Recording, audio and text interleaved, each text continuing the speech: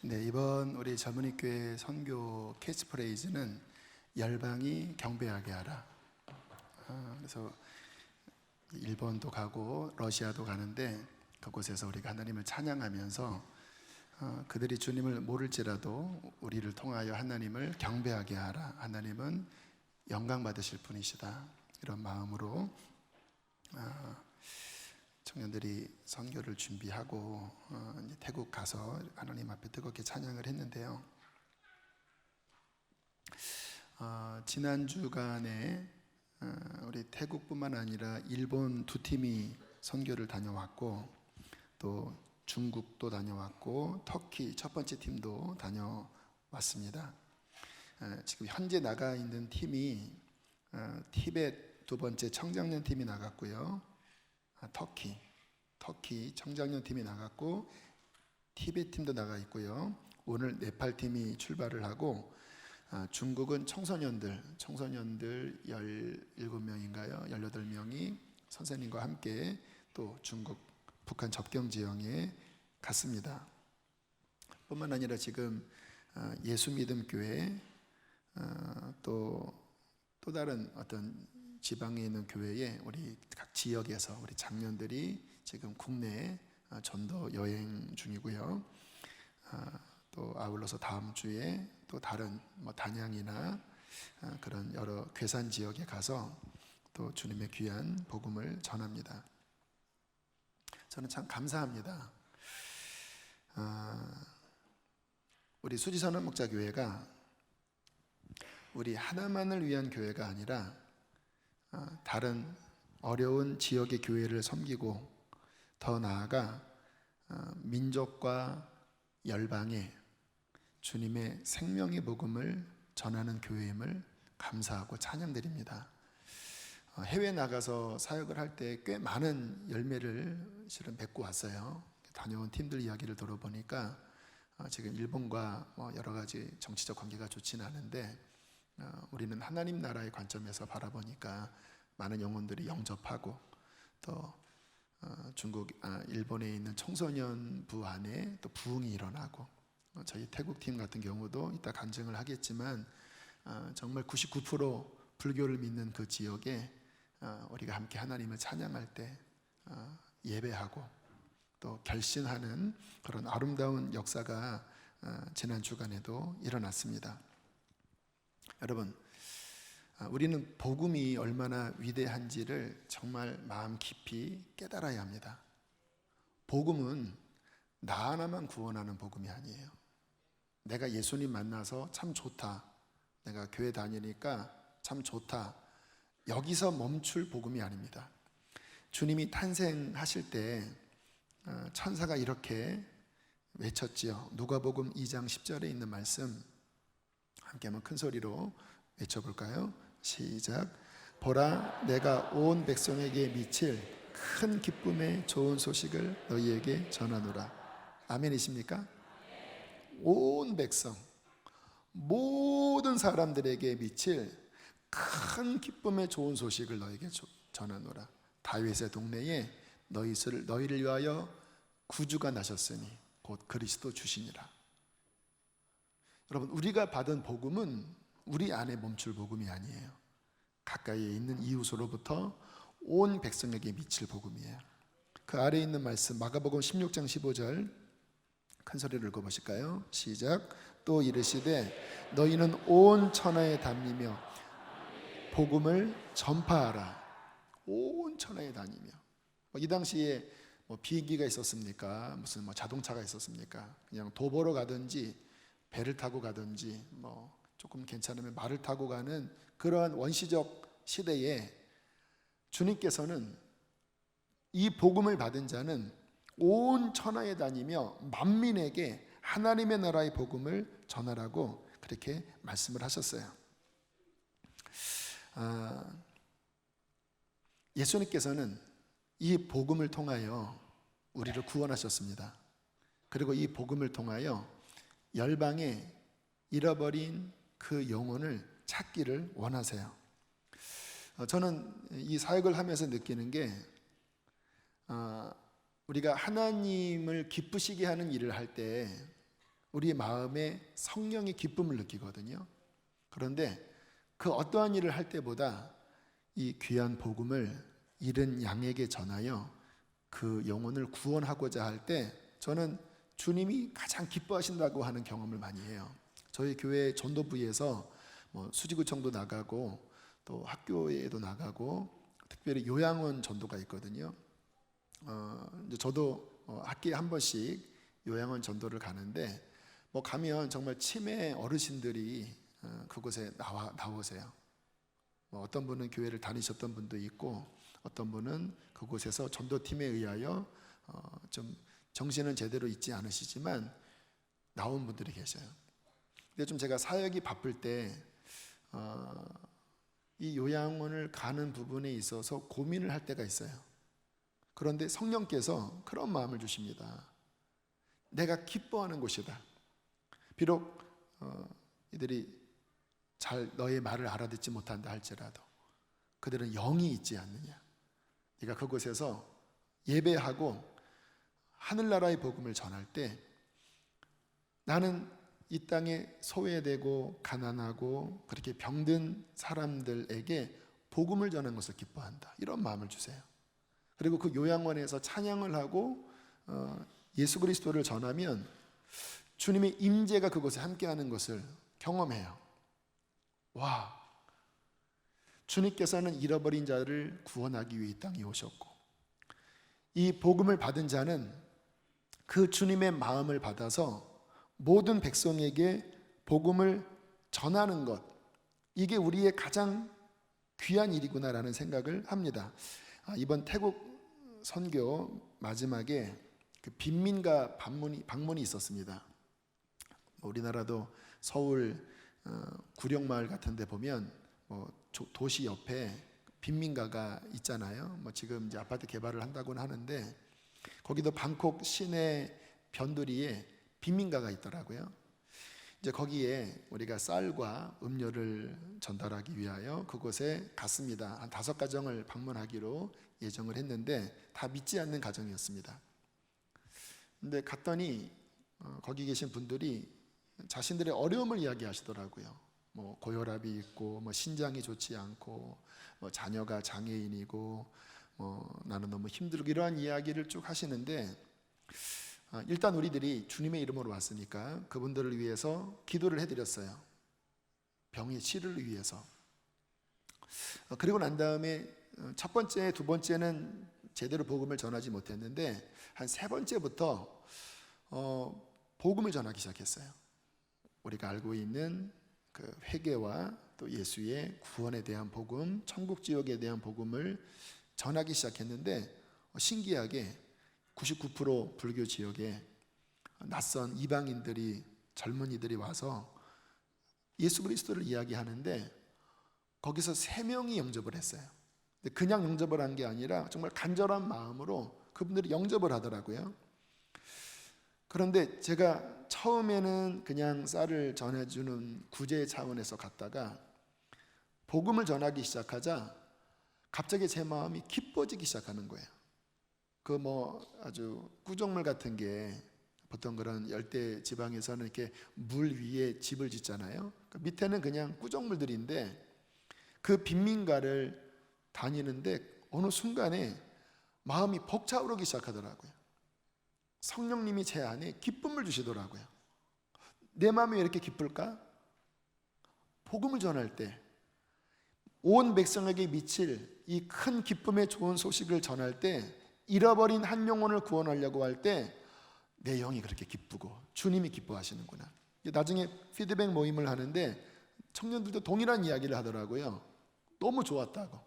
아픈 어르신들을 위해서 기도하고 또 복음을 전하는 그 일에 함께 할 때 다른 어떠한 시간보다 기뻤다고 이야기를 하더라고요.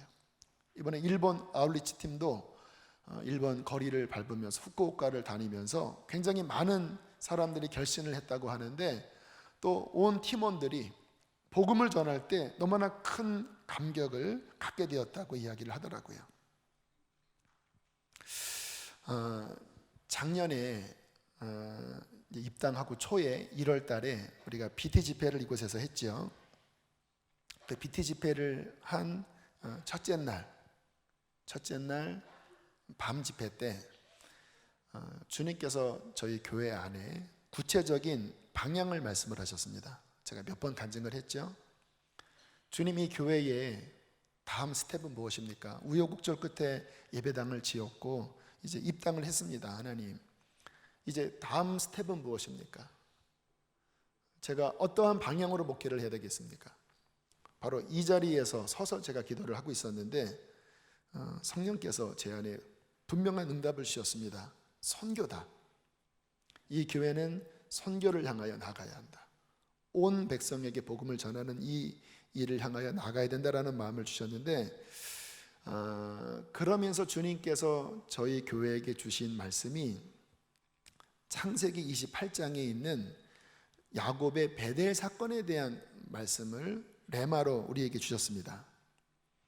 그래서 이 본당 이름도 베델 채플이라고 하는 이름으로 지은 계기가 되었는데, 우리가 알고 있는 것처럼 야곱이 형과 분쟁을 겪고 이제 삼촌 집으로 가다가 밧단 아람에서 노숙을 하게 되고, 그곳에서 하나님을 인격적으로 만나죠. 그게 창세기 28장 12절입니다.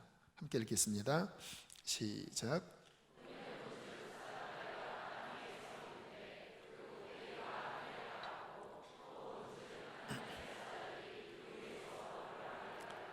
네, 여기서 야곱이 인격적인 하나님과의 만남을 가져요. 그래서 아브라함의 하나님, 이삭의 하나님이 비로소 나의 인격적, 개인적 하나님으로 바뀝니다. 주님께서 이곳이 바로 하늘문이 열린 베델이 되어 다음 세대가 하나님을 만나는 다음 세대의 구원의 역사가 이곳에서 일어날 것이라고 하는 비전을 그 말씀을 통해 주셨고, 이 말씀 다음에 어떤 말씀이 나오냐면 14절에 있는 말씀이죠. 함께 읽겠습니다. 시작. 탕의 티끌같이 되어 내가 서쪽과 동쪽과 북쪽과 남쪽으로 퍼져나갈지며 땅의 모든 족속이 너와 네 자손으로 말미암아 복을 받으리라. 그렇게 구원받은 세대들이 열방을 향하여 나간다라는 거예요. 동쪽, 서쪽, 남쪽, 북쪽으로 퍼져나갈 것이며, 지금 그런 일이 벌어지고 있잖아요. 퍼져나가서 모든 족속이 복을 받는, 왜? 복음을 전하니까. 그러한 다음 세대의 부흥과 그리고 선교의 비전을 주님께서 이 예배당 입당을 통해서 허락해 주셨어요. 그리고 제가 작년에 했던 설교 가운데 덩케르크라고 하는 영화를 인용한 적이 있습니다. 제가 좀 상처를 받았던 것 같아요. 건축 과정에 겪은 여러 이제 좀 실패감, 또 이 건축 건설사와 가졌던 분쟁을 우리가 아무튼 뭐 인간적으로는 진 거고, 그러나 영적으로는 우리 성도들의 영적 유익을 위해서 재정을 좀 희생을 한 건데, 어쨌든 좀 제 마음에 상함이 있었는데, 제가 재작년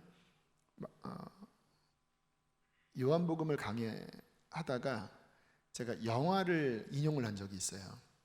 직접 우리 2차 세계대전 때 있었던 그 덩케르크 작전,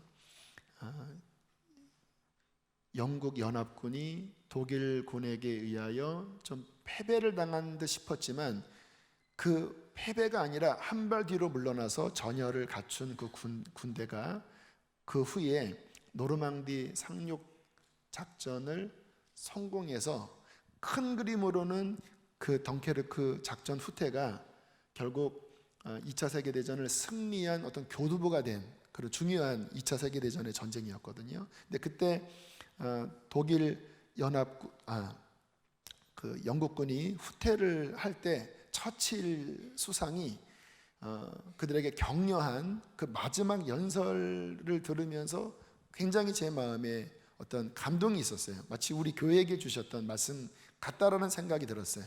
후퇴가 아니다.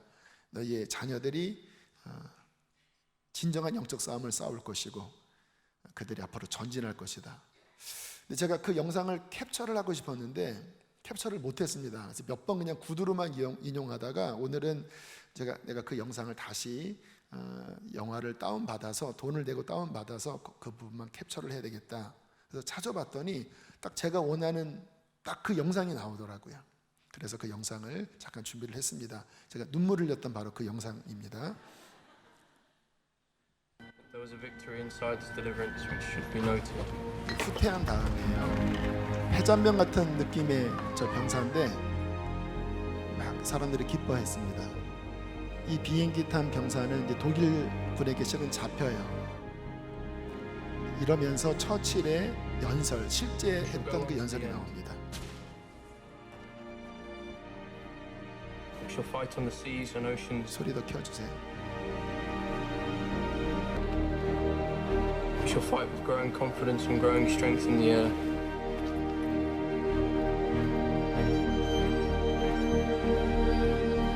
We shall defend our island whatever the cost may be. We shall fight on the beaches. We shall fight on the landing grounds. We shall fight in the fields and in the streets. We shall fight in the hills. We shall never surrender.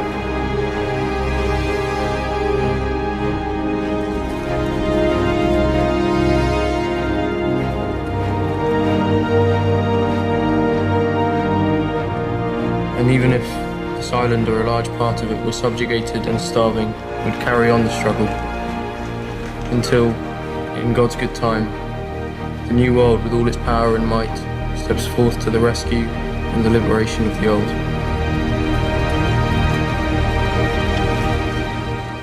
제가 저 장면을 보는데 막 눈물이 나오더라고요.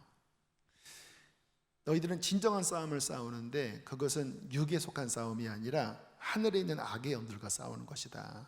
너희들은 하늘에서 싸울 것이고 너희의 자녀들이 해안간을 밟을 것이며 들판으로 나갈 것이며 강으로 나갈 것이며 이 전쟁을 너희들이 용기 있게 싸워 나갈 것이다. 그리고 이 세계를 구원할 것이다.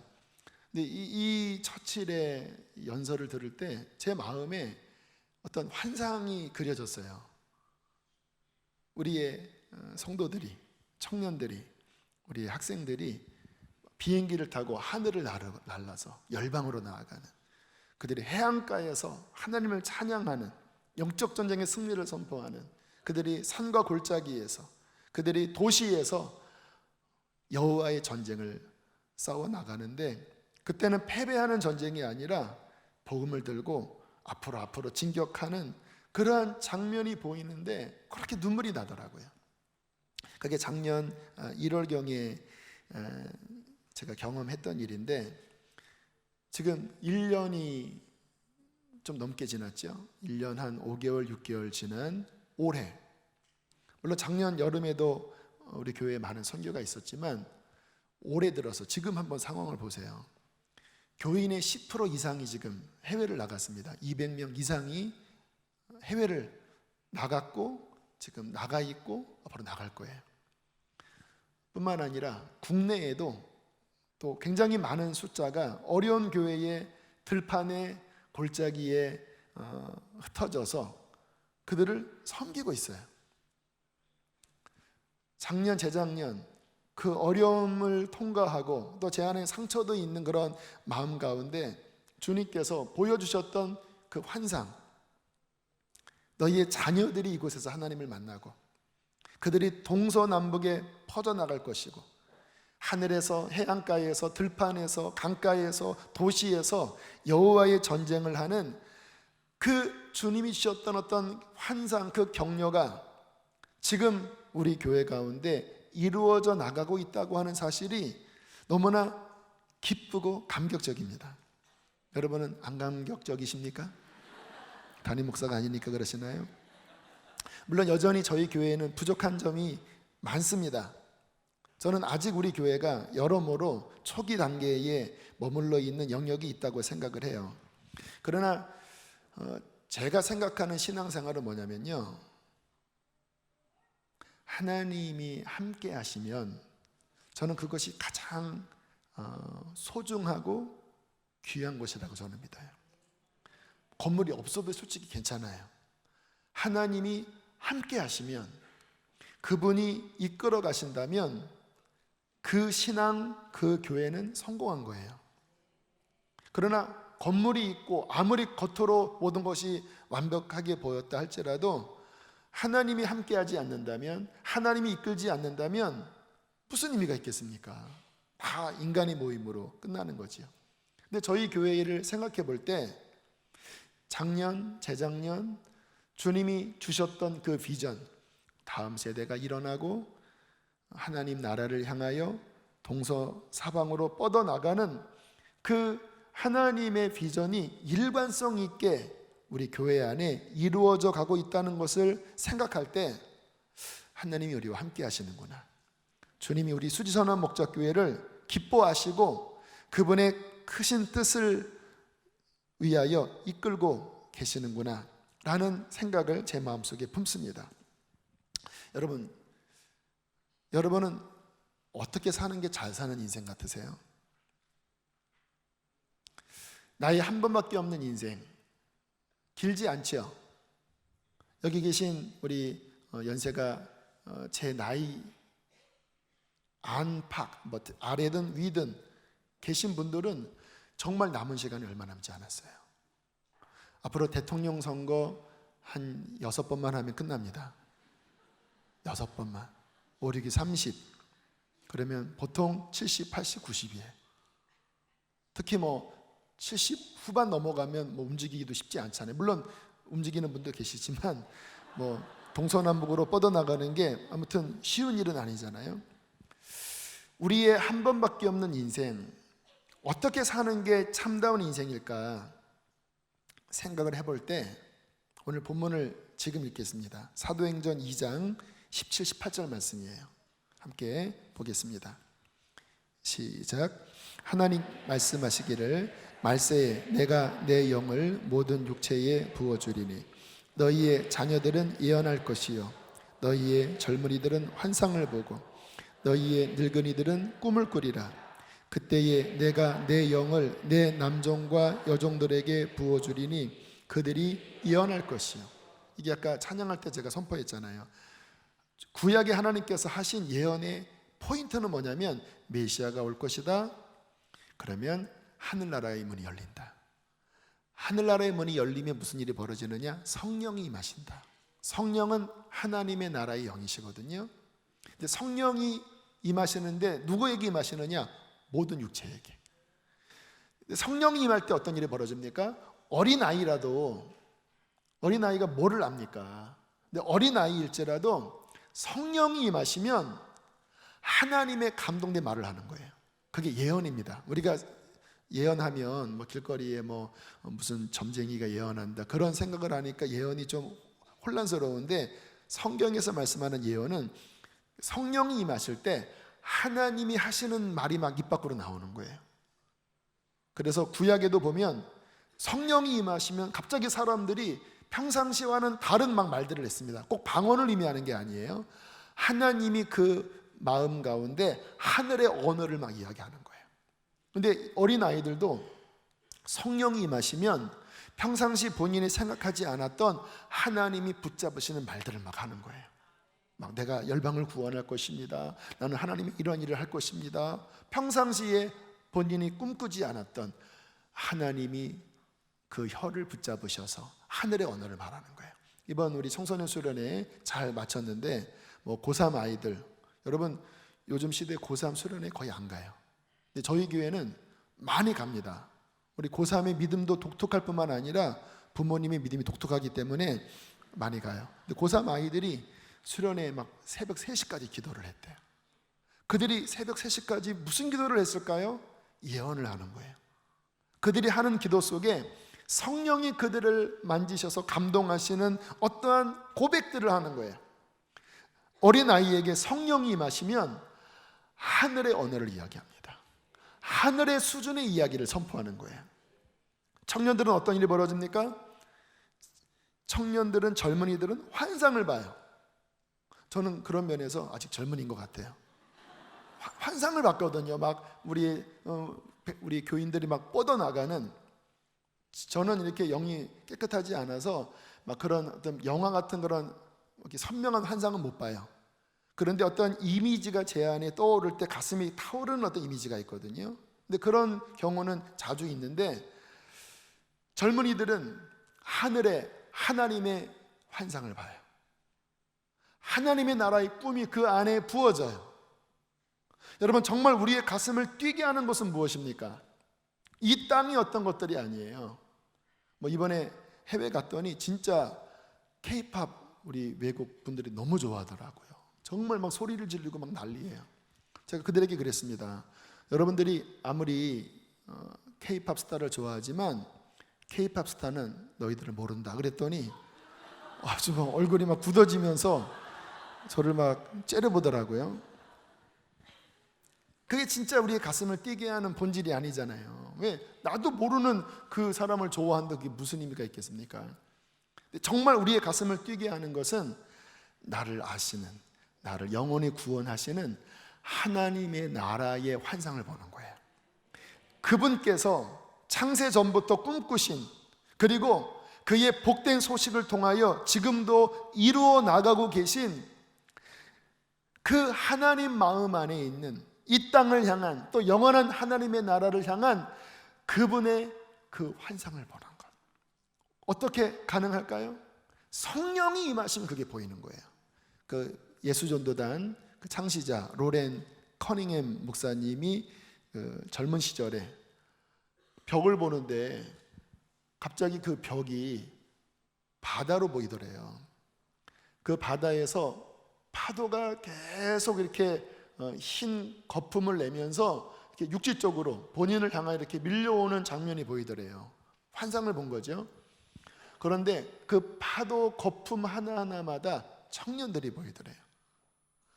끊임없이 저 바다에서 청년들이 그 파도의 물방울이 청년이 되어 정말 그들이 육지에 막 쏟아져 나오는데, 그들이 가는 빈민촌, 그들이 가는 열방의 저 구석구석마다 그들이 뻗어나가서 복음을 전하는 환상을 본 거예요. 그리고는 그분이 하나님의 감동에 따라서 예수전도단을 창시하잖아요. 그리고 정말 그 환상대로, 아마 여기도 그런 훈련, DTS 훈련 받으신 분들이 많으실 거예요. 그 환상대로 우리 젊은이들 또 우리 장년들이 훈련을 받고 막 열방에 나가서 선교를 지금도 하고 있거든요. 여러분, 우리의 가슴을 정말 뛰게 하는 것은 무엇입니까? 하늘의 꿈을 꾸는 것입니다. 그리고 하나님의 심장이 우리 안에서 뛰는 거예요. 하나님의 심장이 우리 안에 뛸 때 우리는 비로소 그 하나님의 심장의 박동을 따라 우리의 손과 발이 하나님의 나라를 향하여 움직이는 거예요. 할렐루야. 그러면 예배가 막 11시 넘어도 지루하지 않아요. 축복합니다. 자, 또 늙은이들, 죄송합니다. 성경에 늙은이들이라고 그랬어요. 요에서는 아비들이라고 했던 것 같은데 사도행전은 왜 늙은이들이라고 했을까? 죄송합니다. 아무튼 장년 세대는 꿈을 꿔요. 무슨 꿈을 꿉니까? 또 하늘의 꿈을 꿔요. 왜 청년들은 환상을 보고 왜 아비들은 꿈을 꾸는지는 잘 모르겠지만 어쨌든 아비들은 꿈을 꿔요. 하나님의 꿈을 꾼다라는 거예요. 나이가 70이고 80이고 상관없이 그 마음 안에 영원한 하나님의 나라, 그 하나님의 나라가 이 땅 가운데 이루어지는 성교 완성, 그리고 이 다음 세대가 그 하나님의 백성으로 일어나는 그 하늘의 꿈이 그 안에 꾸어질 때 어떤 일이 벌어집니까? 역시 노인들도 가슴이 뛰는 거예요. 하나님의 심장이 그들 안에 있어서 비록 내 몸은 노쇠하지만 내 영혼은 노쇠하지 않고, 하나님은 늙으시는 분이 아니시니까 내 영이 죽을 때까지 하나님의 나라의 꿈을 꾸는, 제가 아는 어떤 장로님은 교도소 선교하시는 분이셨는데 그분의 평생의 꿈이 그 소망교도소, 지금은 이제 완공이 됐어요. 근데 그때까지만 해도 아직 완공이 안 됐는데 소망교도소 완공이 꿈이었어요. 이 간에 진짜 골프공만한 그 암이 몇 개나 달려 있어서 정말 말기암 가운데 고생을 하셨지만 그분이 마지막 소망교도소 이제 개원식 할 때 그때 휠체어로 그곳에 가셔서 정말 온몸은 완전히 수축 수척해지셔서 움직일 수 없는 상황이었지만 그분의 마지막 꿈인 교도소 재소자들이 그곳에서 복음을 듣고 변화되는, 그 본인이 교도소 근무하는 분이었거든요. 그 아름다운 꿈을 몸소 경험하시고 이제 주님 나라 가신 이상춘 장로님, 참 존경스러운 분이신데, 그 마지막에 그냥 어떻게 자녀들 잘 사나, 나는 어떻게 편안히 죽을까, 이런 생각으로 끝나는 게 아니라 하늘의 꿈을 꾸고 하늘의 환상을 보고 하늘의 언어를 말하고, 그 하나님의 심장이 그 아이의 마음에, 하나님의 심장이 그 청년의 가슴에, 어른들의 가슴에 덜컥 덜컥 덜컥 덜컥 덜컥 덜컥 덜컥 막 뛰면서 이 세상에 어떠한 불로도 끌 수 없는 그 하늘의 꿈을 꾸고 열방을 위해서 기도하고 하나님의 나라를 위해서 기도하는 그 삶을 사는 것이 가장 가치 있는 인생이 아니겠습니까? 할렐루야. 내가 그리스도인인데 나는 하늘의 꿈이 없습니다. 내가 그리스도인인데 내 안에 내 가슴을 뛰게 하는 그 하나님의 심장이 없습니다. 나는 그냥 세상 사람과 별 차이 없이 어떻게 잘 먹고 잘 살다가 잘 죽을까, 나는 여기에만 내 관심이 가 있습니다. 그렇다면 여러분들은 가짜예요. 오늘 새벽 말씀에 성령이 없는 자에 대한 경고의 말씀이 나왔어요. 성령이 없는 거지요. 성령이 없으니까 하늘의 꿈을 꾸지 않고 하늘의 환상을 보지 않고 하늘의 언어를 말하지 않고 그냥 육에 속한 사람밖에 안 되는 거지요. 저는 우리 수지선한 목자교회 어린 아이로부터 작년에 이르기까지 성령이 임하여 이런 하늘의 심장이, 하늘의 불타는 열정이 우리 안에 타오르고, 그 타오르는 열정 때문에 우리가 움직일 수밖에 없는 은혜가 있게 되기를 축복합니다. 저는 대학원 때 역사신학을 전공을 했어요. 역사신학은 이제 교회의 2000년의 역사를 살펴보는 그런 학문인데, 제가 그 역사신학을 공부하면서 중요한 것을 느꼈습니다. 패턴이 있더라고요. 부흥이 일어납니다. 초대교회 부흥이 일어났죠. 그 부흥이 일어나면 하나님의 꿈을 꾸고, 어린아이든 청년이든 젊은이들이든 하나님의 꿈을 꾸고 하나님의 꿈을 향하여 막 일어나요. 그래서 초대교회에 부흥이 임했을 때 많은 사람들이 예루살렘으로부터 땅끝까지 막 뻗어나갔잖아요. 근데 안타까운 사실은 시간이 지나면 어떤 이유로 인하여 그 부흥의 열기가 꺼져요. 죄가 들어오든, 아니면 핍박을 못 견디든, 아니면 분열이 일어나든, 아니면 첫사랑을 잃든, 처음에 그들 가슴을 뜨겁게 했던 이 부흥의 본질, 그 뜨거운 성령의 열기가 식어집니다. 그러면 어떻게 되는지 아세요? 형식은 남아요. 모여서 예배하고 큐티하고 회의하고 하는 껍데기는 남는데 그 속에 불은 사라져버립니다. 그러면 어떻게 되냐? 정말 무서운 종교 집단이 되는 거예요. 예수님 당시에 그 바리새인들이 다 그런 경우였잖아요. 그들이 막 하나님 앞에 징계받고 회개하면서 실은 어떠한 열심히 하나님을 믿어보고 싶은 어떤 열정들이 있었던 사람들인데, 시간이 흐르면서 그 안에 열정, 성령의 역사, 불은 사라져버리고 껍데기만 남게 되었잖아요, 바리새인들이. 근데 이렇게 되면 그 다음에 어떤 일이 벌어지냐면 이제 둘 중에 하나예요.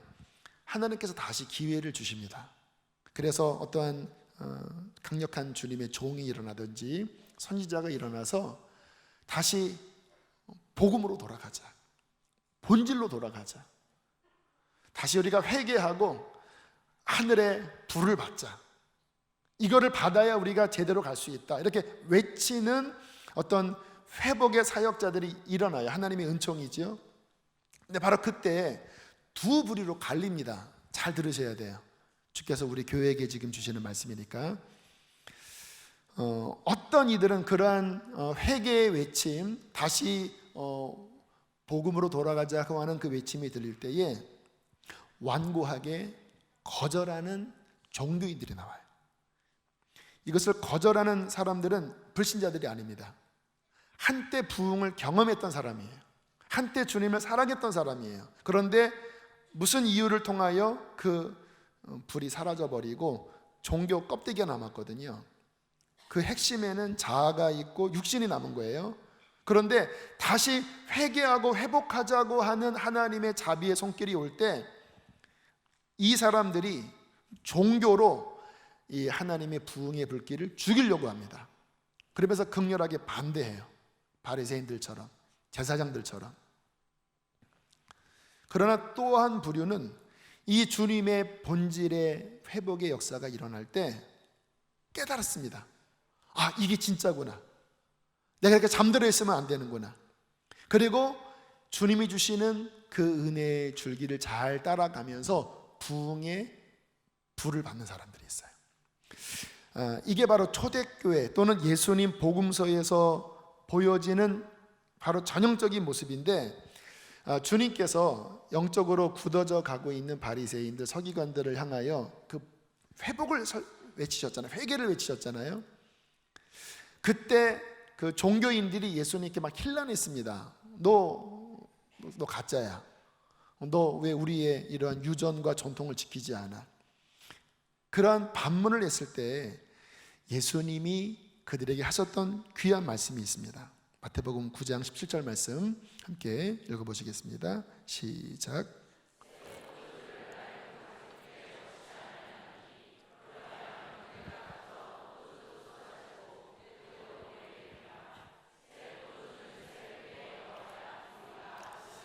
굉장히 무서운 말씀이에요. 너는 이미 가죽이 낡아버렸어. 지금 하나님이 새로운 물결을 일으키시려고 그래. 내가 십자가에 달리고 부활하면 하늘의 문이 열려서 하늘에 성령이 부어질 텐데, 그것은 너희들이 율법 안에서 경험하지 못했던 새 포도주야. 이제 시대는 바뀌어서 이 부흥의 시대가 시작될 텐데, 너희들은 이것을 감당하기에는 너희의 가죽은 이미 늘어나 버렸어. 무슨 의미인지 아시죠? 이 가죽이 오래되면 이 신축성, 탄력성을 잃어버려요. 이 가죽이 이미 다른 용도로 사용했기 때문에 가죽이 늘어나 버린 거예요. 근데 이 가죽에다가 새 포도주를 부으면 새 포도주는 발효되거든요. 팽창한다는 말이에요. 그러면 헌 가죽 부대는 이 팽창을 감당하지 못하고 터져버린다는 거예요. 그래서 너희들은 하나님이 주시는 이 새로운 부흥의 이 물결을 담아내지 못해. 이제 앞으로 새로운 하나님의 역사가 일어날 텐데, 이것을 감당하려면 새 가죽 부대여야 돼. 이 하나님이 하시는 새로운 일을 감당할 그 마음이 순결하고 하나님의 역사를 순전한 마음으로 받아들일 수 있는 팽창되지 않은 그러한 가죽 부대여야지만 이 하늘에 새 포도주를 담을 수 있어. 주님의 말씀대로 됐죠.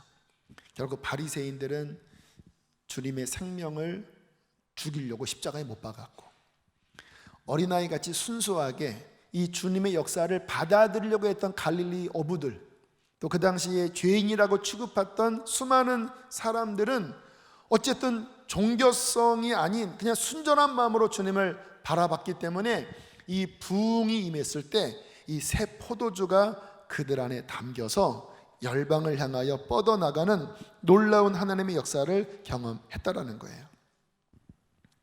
여러분, 오늘 제가 이 말씀을 준비하면서 주님께서 작년, 재작년에 우리에게 주신 어떤 비전, 또 지금 그 일이 아름답게 이루어져 나가고 있는 아름다운 모습들, 그러나 주님이 다시 한번 제 안에 도전을 주시는 것 같아요. 내가 앞으로 정말 하기를 원하는 이 시대에 내가 부어주기를 원하는 새 포도주가 있는데, 수지선한 목자교회는 너 강 목사는 이 새 포도주를 정말 담아낼 수 있는 새 부대냐?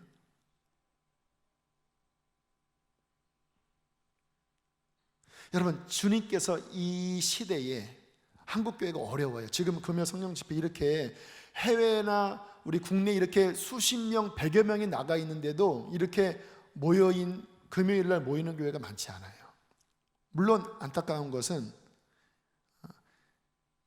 여기도 저기도 안 가고 지금 집에 쉬고 계신 분들도 역시 많이 계시죠. 더 많지, 여기 계신 분들보다. 2,000명 교인 중에 실은 절반 이상은 안타깝게 그냥 집에 계셔요. 여러 가지 이유가 있겠죠. 그러나 그럼에도 불구하고 사모에서 모인 짧지 않은 이 시간 집회하는 이러한 시간에 또 여러분 요즘 막 젊은이 찬양 많이 하잖아요. 그래서 어른들이 좀 힘들어 하시죠. 깊은 눈물이 샘솟는 이렇게 하는 게 좀 그렇죠. 그래도 어쨌든 이게 좋아서 이렇게 오신 이러한 분위기는 참 감사합니다. 그러나 깊이 들어가야 돼요.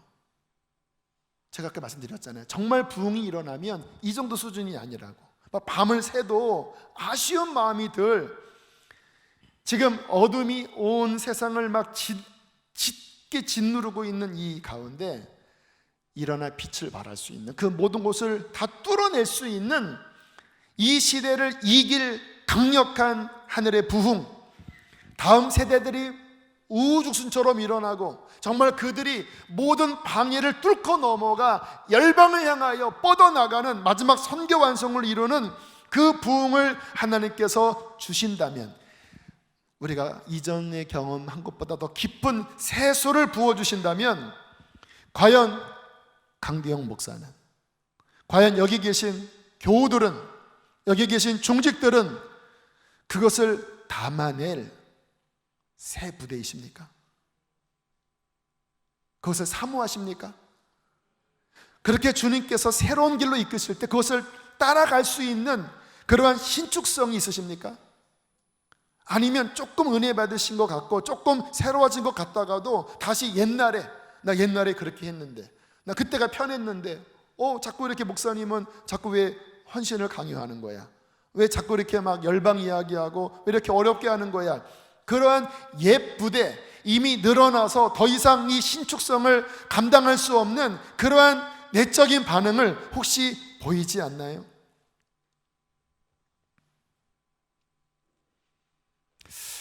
이번 이제 태국에 가서 참 감사했습니다. 수요일, 목요일 이제 그 한 10,000명 넘는 그 방콕의 한 대학에 우리들이 아무튼 열심히 전도지를 뿌렸어요. 우리 코리안 페스티벌 하니까 오라고. 얼마나 올까 했는데 첫날 100명이 넘게 오고 둘째 날도 100명이 넘게 왔어요. 물론 이제 그 아이들에게 여러 문화적인 행사를 했죠. 이제 아무래도 이제 이렇게 미끼를 던진 거지요. 그래서 우리 청년들이 평상시에 잘 하지 않았던 막 K-팝 춤도 추고, 평상시 잘 했던 것 같긴 한데 아무튼 하면서 아이들과 좀 더 좀 친해지려고, 그러니까 아이들이 막 너무 좋아하는데, 와 진짜 해외 나갔더니요 너무 좋아하는 거예요. 저는 안 들어서 모르는데 애들이 막 어떤 음악만 들으면 다 따라하고, 어떤 남자는요 막 하면서 막 춤추는데, 와 이거 우리나라가 진짜 장난이 아니구나. 100명 그리고 총 처음 온 사람들 하면 중복된 사람도 있으니까 한 170, 80명 정도가 왔어요. 그 아이들을 이제 한 15분 차 타고 15분 떨어진 선교센터로 초청했습니다. 불교 국가예요. 기독교에 대해서 마음이 쉽지 않은데 23-4명이 왔어요. 그들에게 복음을 전하는데 다 영접을 하더라고요. 물론 영접했다고 구원은 아니죠. 그리고 걔네들이 교회를 향하여 교회를 오라고 초청을 했어요. 그 방콕에 있는 현지 교회에. 그런데 그 아이들 중에서 15명이 교회로 왔어요. 근데 이제 제가 예배를 드리는데 보니까 앞부분에서는 우리나라 그 전통 예배를 드리더라고요. 찬송가 부르고. 예배가 2시간이에요. 그리고 매주 성찬을 해요. 괜찮아요. 근데 제가 고민을 했습니다. 얘네들이 이 교회에 적응할 수 있을까? 선교사님이 그러시더라고요. 안타깝게 적응을 잘 못한대. 한 명 적응을 했대요. 왜냐하면 그 태국의 복음의 반응을 보이는 그 대학생, 20대 초반의 대학생들이 성장하기에는 이미 그 교회는 너무 오래된 교회예요. 장로님이 기도를 하시는데 기도를 오래 하시더라고요. 좋긴 한데 이 젊은이들을 받아내기에는 이 교회가, 이 부대가 안 맞는 거예요. 제가 그 예배를 보면서 실은 오늘 전할 이 말씀에 대한 어떤 영감을 얻었습니다. 젊은이들 안에 부흥이 일어나고 청소년들 안에 부흥이 일어나고 뭔가 하나님께서 꿈틀꿈틀 움직이시는 것 같기는 한데, 과연 우리 수지선한 목자교회가 장차 하나님께서 이루시고자 하시는 그 새 포도주를 충분히 받을 만한 그런 그릇인가? 만약에 정말 하나님께서 초대교회처럼, 이 초대교회는 파격입니다. 파격. 그 당시에 그 예루살렘 성전 중심의 어떤 그 바리새인들의 전통과 어떤 예전, 그들의 어떤 율법 조문들, 유전 이런 거에 이렇게 매여 있던 상태에서 성령이 임하셔서 막 성령의 막 어떤 예언을 선포하고 막 사람들이 막 뒤집어지고 이스라엘만 구원을 받는다고 생각했던 그 시대에 막 열방을 향하여 나간다고 하는 그런 파격의 연속이었어요, 초대교회는.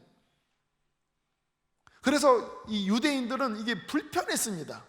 왜 우리만의 하나님인데 왜 자꾸 왜 이방인들까지 자꾸 끼지? 우리는 이렇게 형식을 이렇게 지키고 우리가 조상적부터 이 할례를 행하고 이 음식 규례를 지키는 우리는 이게 익숙한데 왜 쟤네들은 막 음식도 자유롭게 먹고 할례를 안 받아도 된다고 하고 왜 쟤네들에게 성령이 임하지? 이 초대교회 흐름을 보면 결국 유대인들은요, 이 굳어 있는 것 때문에 결국은 대부분 도태가 됩니다. 그리고 오히려 안디옥 교회나 뭐 에베소 교회나 뭐 데살로니가 교회나 그런 이방 교회들 안에 이 새 포도주가 막 부어지면서 오히려 그들이 이 하나님의 새로운 역사를 담아내서 주님 나라의 귀한 일꾼들이 돼요.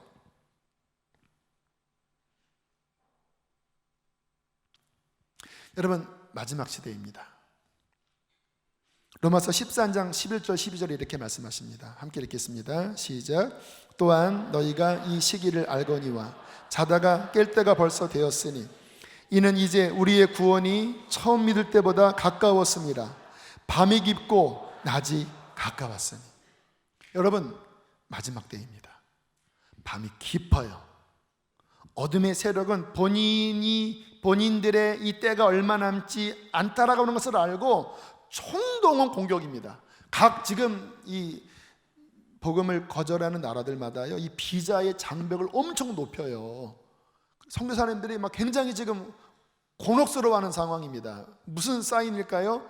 이제 거의 끝이 온 거예요. 그러니까 마귀가 복음이 다 전파되면은 이제 본인들 무적인 가야 되니까 어쨌든 마지막 발악을 하는 시대고 온 세상이 막 악으로 막 구렁텅이로 가는 이 시대예요.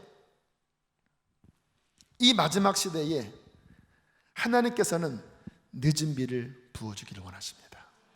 특별히 다음 세대 안에, 여러분 이 다음 마지막 성교 완성은요 다음 세대가 해요. 물론 장년들도 하지만 정말 제가 청년들 보면서 느낀 게, 저도 생각해 봤어요. 뭐 제가 나이가 많은 건 아니지만 제가 20대 때 그때 하나님을 향하여 가졌던 어떤 그 순수한 열정들이 있잖아요. 근데 지금은 저도 어쨌든 자꾸 종교인으로 가는 것 같아요. 이게 나이가 먹다 보니까 제 안에 이 부대가 그 20대 때처럼 이렇게 신축력이 그렇게 탄력이 좋지가 않아요. 근데 제가 이렇게 청년들 어떤 피드백을 이렇게 들어보면 걔네들이 막 주님께 갖는 그런 반응들이 이게 느껴지잖아요. 아이들은 뭐 인생의 경험이 짧기 때문에 잘 모르지만 저는 그래도 20대 때 사역을 하고 여러 사람 만나고 30대 때 목회를 하면서 여러 사람 만나고 40대 때 우리 개척을 하면서 이런 경험을 겪고 이제 50이 들어서 여러 저 내면의 영적 경험, 또 교인들의 여러 반응들, 또 사역자로서 어떤 사람들을 구원해서 끌어가는 여러 상황들을 보니까 그 마음들을 알거든요. 아, 지금이 어떤 마음인지. 이 청년들 안에 갖고 있는 어떤 그런 순전한 반응성들을 보면서 부럽기도 하고 기특하기도 하고 제 안에 드는 게, 그래서 하나님이 젊은이들을 쓰시는구나. 이미 50, 60이 되면 눈물도 그렇게 많이 안 나와요. 어떤 박보영 목사님이 그러시더라고요. 이렇게 나이 많은 사람이 막 통곡하는 거 봤냐고. 눈물이 이렇게 약간 나는 정도래요. 근데 젊은이들은 뭐 하나님 앞에 이렇게, 죄송합니다, 제가 뭐 폄하하는 게 아니라 젊은이들을 이렇게 보여주려 비교를 한 것뿐이에요. 젊은이들은 그 안에 어떤 복음, 하나님의 나라 복음, 이 막 하나님 보여주시면 막 인생을 드리고 막 가슴이 막 확 타오르는 뭐 삶을 드리는, 물론 이제 뿌리가 약해서 뭐 선교사가 됐다가 하나님 어디냐 이렇게 하기도 하지만 이게 있어요. 근데 이미 이제 40, 50 가정 있고 하면은 이게 이렇게 그렇게 많이 안 움직여 가요. 이해하실 거예요. 아무튼 이 마지막 선교 완성의 시대, 이 마지막 때라고 하면은 악도 기승하지만 주님 나라의 복음 완성의 마지막 피치가 오를 것입니다. 마태복음 24장 14절 함께 읽겠습니다. 시작.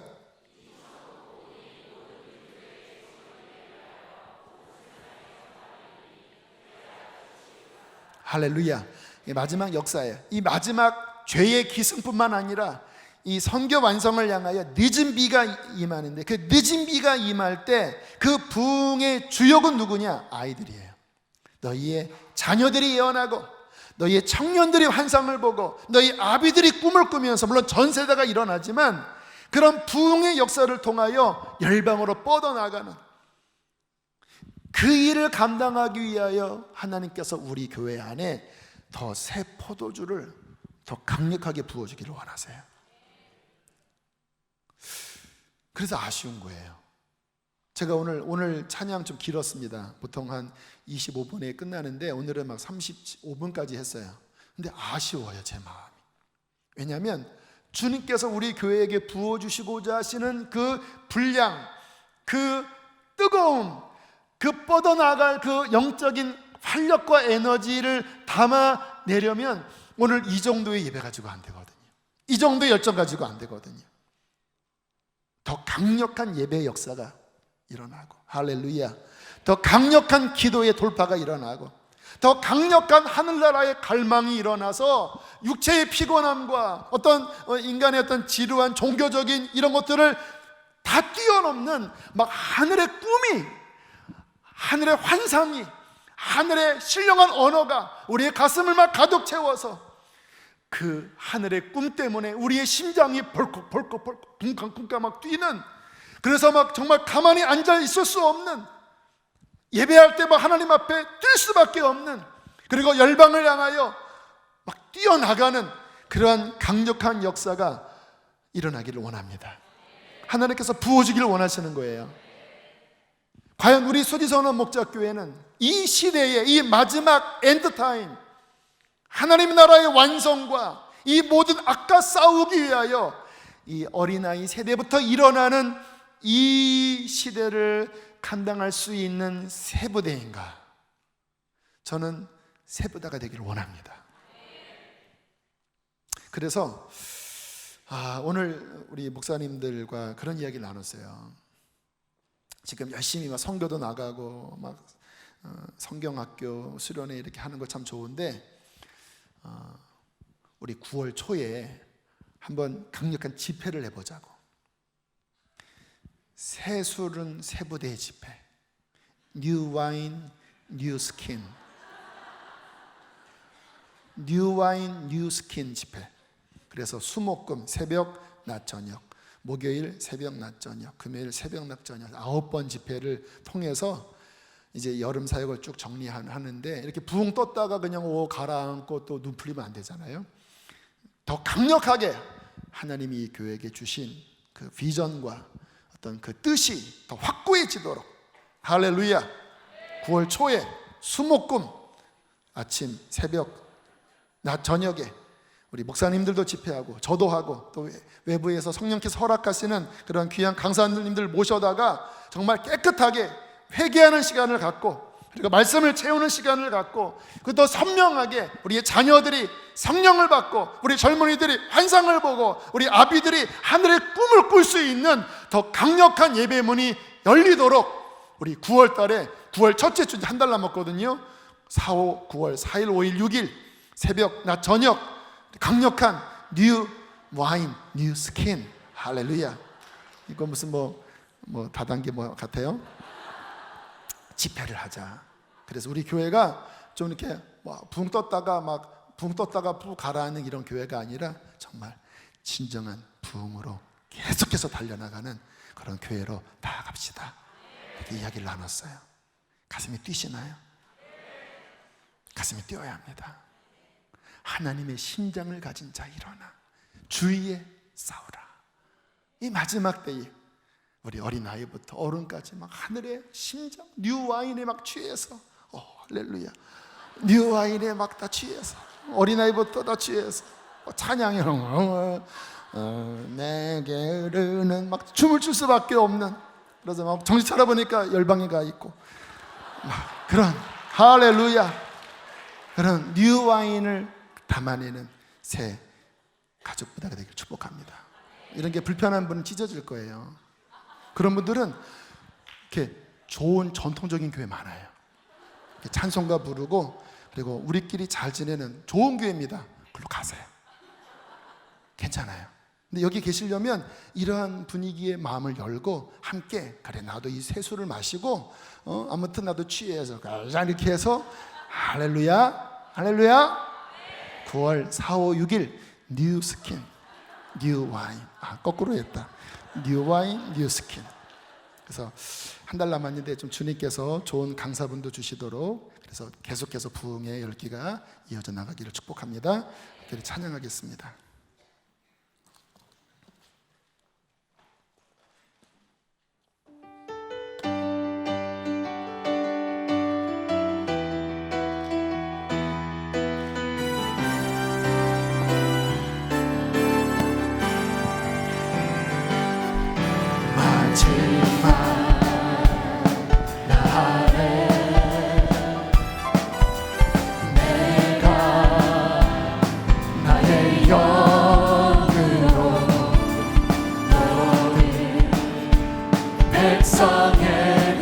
불 꺼주세요.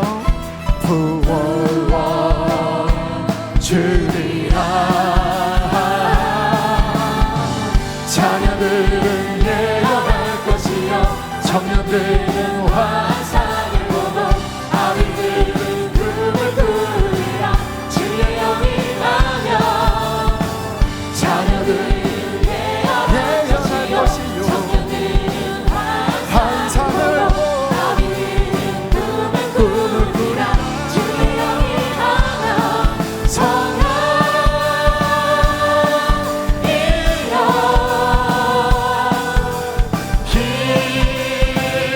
우리의 가슴을 뜨겁게 해주세요. 주님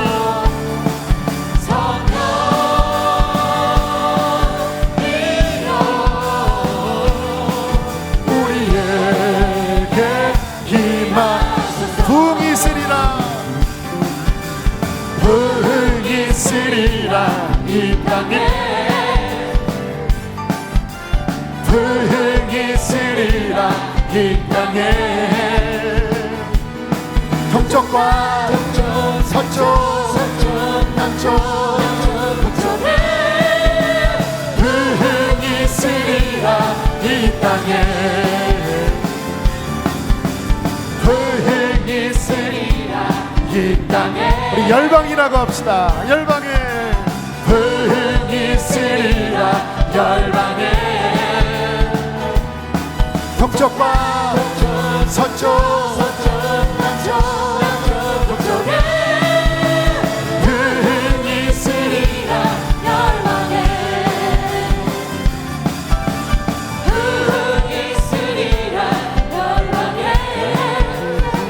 교회에 부흥이 있으리라. 교회에 동쪽과 서쪽 남쪽 북쪽에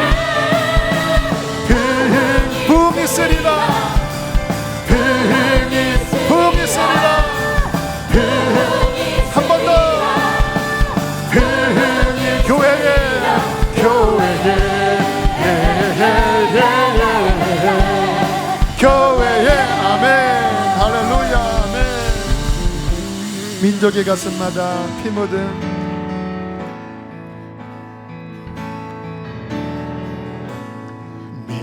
민족의 가슴마다 피 묻은 그리스도를 심어 이 땅에 부르고 부른 그리스도의 계절이 오게 하소서 오게 하소서 이 땅에 하나님 이루어지게 하옵소서 이루어지게 하옵소서 모든 사람의 마음과 교회와 가정에도 하나님 나라가 하늘의 꿈을 꾸고 선포합니다. 하여 주소서 주의 청년들이 예수의 꿈을 꾸고 인류 구원의 환상을 보게 하소서 한 손에 복을 들고 한 손에 사랑을 들고 온 땅 구성 누비는 나라 되게 하소서. 마지막 한 번 더 고백합시다. 민족의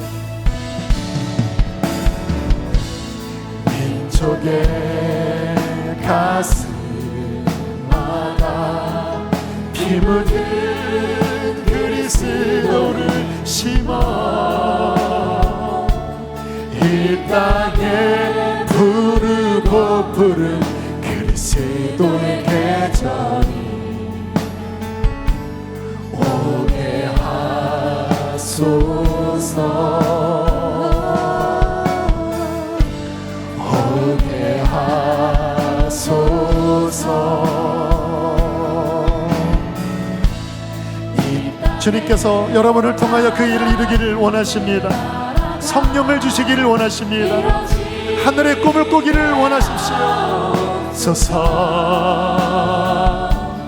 모든 사람의 마음과 교회와 가정에도 하나님 나라가 힘나게 하여 주소서.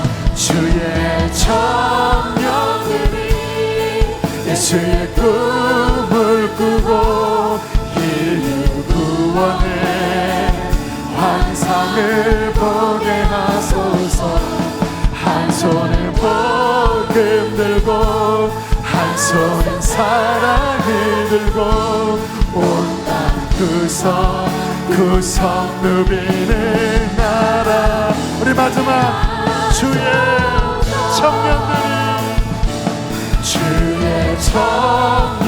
청년들이 예수의 꿈을 꾸고 인류 구원 하나님의 환상이 마음속에 보여지는 분들, 열방의 구원의 환상이 보여지는 분들, 하나님께 손을 높이 들고 하늘의 그 역사를 구하세요. 온 땅 구성 누비는 나라 되게 하소서. 기도하실 때 하나님, 하늘의 꿈을 내 안에 부어주세요. 하나님의 심장을 내 안에 이식해 주세요. 하늘의 꿈으로 가슴이 뛰게 해주시고 하나님 나의 삶이 그곳에 헌신되어지게 하여 주시옵소서. 성령이 너에게 임하시면 하나님 그 성령을 내게 더욱더 부어주십시오. 마지막 새 포도주, 늦은 비의 새 포도주를 내게 부어주시고 그것을 담을 수 있는 새 부대가 되어지게 하여 주시옵소서. 우리 두 손 높이 들고 갈망하는 마음으로 주여 두 번 부르시고 기도하시겠습니다. 주여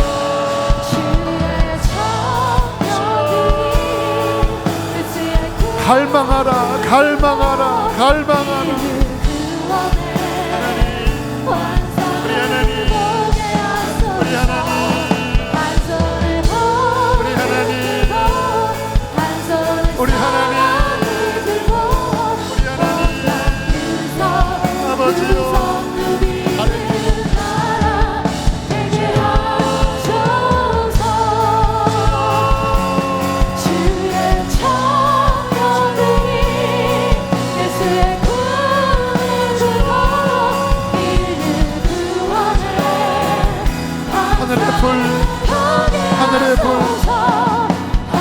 하늘의 불, 하늘의 불, 하늘의 불 내려주십시오. 하늘의 불 내려주십시오. 하늘의 불 내려주십시오. 여러분의 자녀들을 위하여 기도해. 자녀들을 위하여, 자녀들이 예언하도록, 자녀들이 하늘의 환상을 보도록 기도하세요.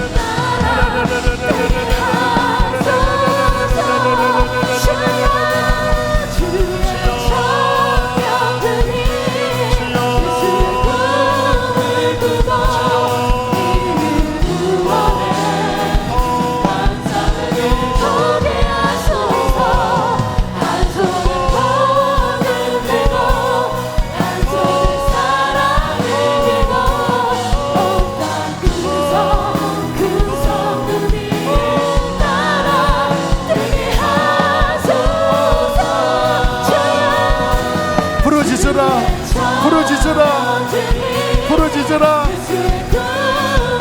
하늘의 꿈을 위하여 부르짖으라. 하나님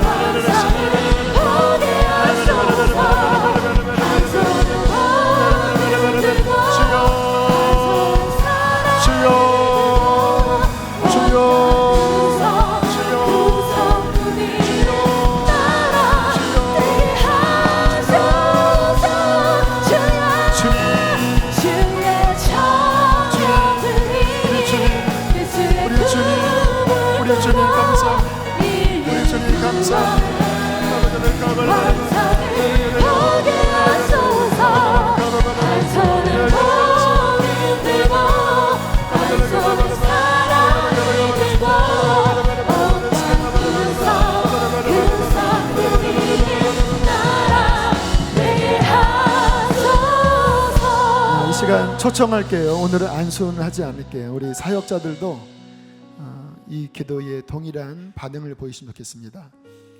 하나님께 나의 삶을 드릴 자, 하늘의 꿈을 향하여 하나님의 심장을 품고 나의 삶을 드릴 자, 하나님, 그것이 내 인생의 목적입니다. 하나님, 내 가슴이 다시 불타오르게 해주십시오. 모든 찌꺼기들이 다 떠나가게 하여 주시고, 주여, 내 마음에 순전한 하나님의 마음이 부어져서 새 포도주를 담을 새 부대로 그렇게 내 마음이 순전해지게 되게 해주십시오. 주님이 나를 보내시면 어디든지 가겠습니다. 무엇이든지 하겠습니다. 다만 나에게 성령을 부어주시옵소서. 새 포도주를 부어주십시오. 내가 순수한 목적교회 몸된 교회와 연합하여 교회 한 몸으로서 그렇게 나가길 원합니다. 우리 교회에, 우리 자녀들에게 그 부흥을 부어주십시오. 그렇게 기도에 헌신할 자들은 앞으로 나와주세요. 앞에 방석들이 있습니다. 강단 위에 올라오셔서 자신을 하나님께 요제로 드리세요. 레위인처럼 요제로 자신을 드리세요. 하나님께 바치세요. 하나님께서 여러분의 기도를 받으시고 하늘의 새 포도주를 부어주실 것입니다. 우리 사역자들도 하나님 앞에 엎드려, 하나님, 나를 드립니다. 나를 받아주시고, 주님, 내가 영적으로 굳어있는 하나님의 역사를 거절하는 육신적인 헌 부대가 되지 않게 하여 주시고, 언제나 주님께서 말씀하시면 예, 종이 여기 있습니다, 종놈이 여기 있습니다, 나를 마음껏 써주십시오. 그렇게 반응하는 순전한 부대로 나를 아버지 녹여 주시옵소서. 우리 시간 주여 크게 세 번 부르시고 각자 기도하시다가 돌아가겠습니다. 주여